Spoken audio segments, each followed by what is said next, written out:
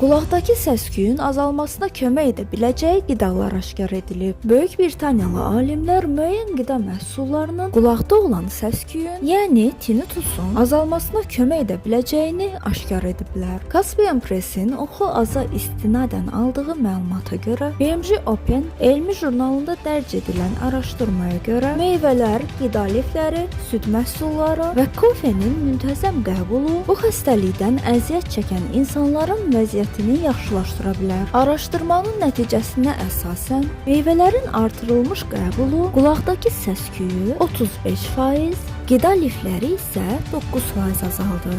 Süd məhsullarının qəbulunun artırılması 17% effektivliyi göstərir. Kofenin qəbulu isə 10% nəticə verir. Alimlər qeyd edirlər ki, müsbət nəticələrə baxmayaraq dəqiq səbəb əlaqəni müəyyən etmək üçün əlavə tədqiqatlar lazımdır.